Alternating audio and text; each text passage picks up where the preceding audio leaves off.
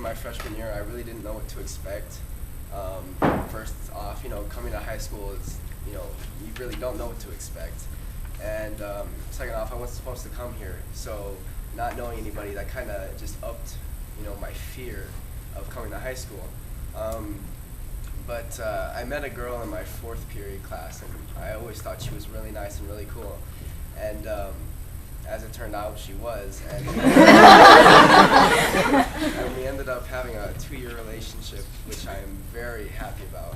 And during that time, she taught me a lot about myself and a lot about life in general. Through our ridiculously long conversations about everything from books to music to our shared love of aquatic animals. Yeah,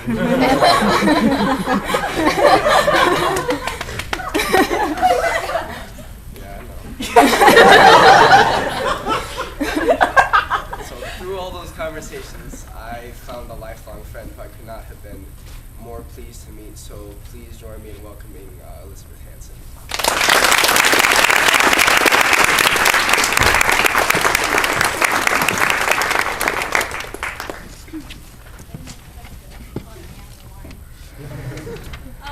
So I'm Elizabeth, and I'm going to perform a monologue that I wrote myself.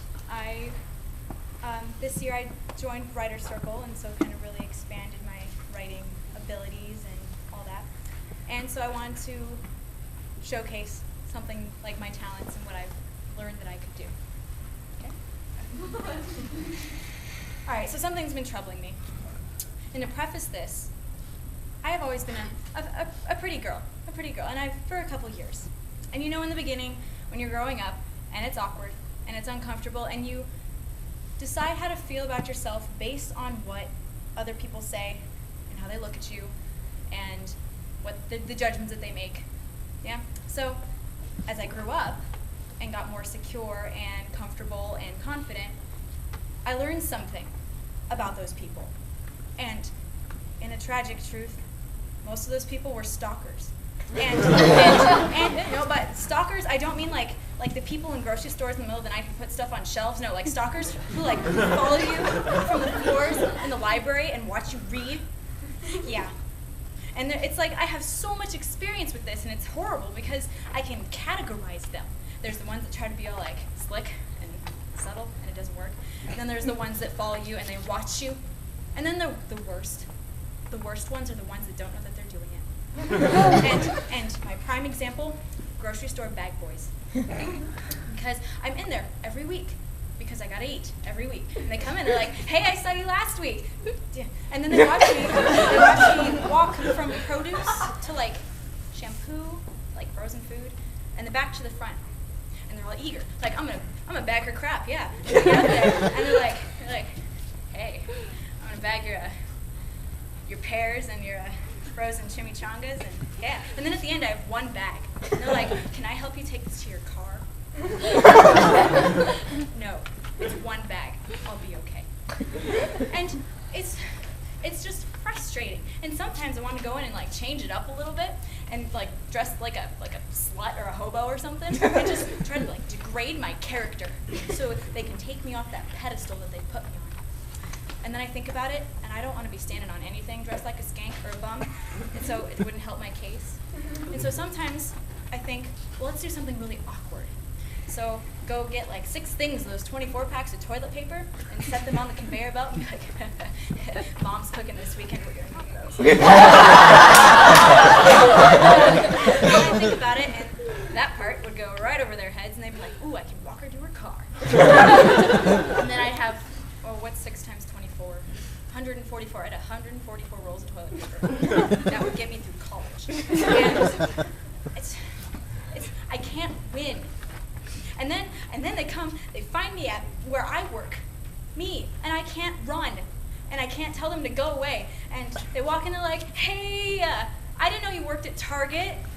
Liar, I was in there 2 nights ago after work, and the whole Target get up. It's, okay, don't girls play those games? Oh, I didn't know that. I didn't know that.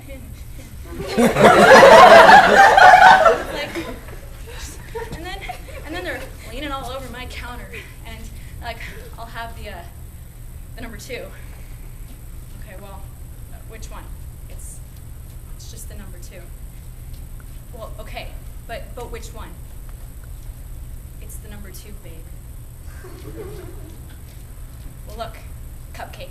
That menu is our $2 combo menu. They all say 2. Oh, well, aren't you a quick-witted one?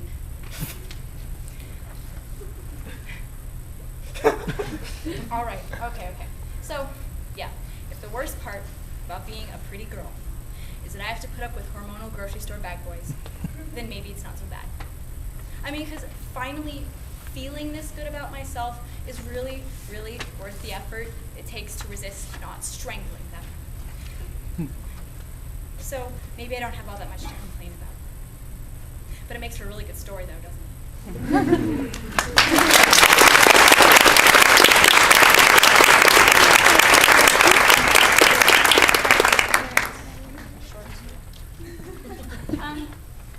So I want to talk about my experiences in theater. I've liked theater for a really long time. It's like I saw Annie when I was 7, and I was like, I want to do that. And I didn't really get into it for a long time. There was just kind of the, you don't sing that well, and kind of still awkward and stuff like that. And so I didn't get into it really get into it until last year. But I mean, as soon as I did, there was like this incredible network of friends that just like expanded like from day one. So it's really incredible. It's like, they tell you get involved, and I agree with them. Get involved. This is the place to get involved in. And so, words to underclassmen or anyone else out there who is interested but not involved, just do it. And anyone who is involved, stay here. Because it's one of the best things that I have done in high school is be a part of this. Okay, and so I'm going to invite Susie up here to introduce the next person.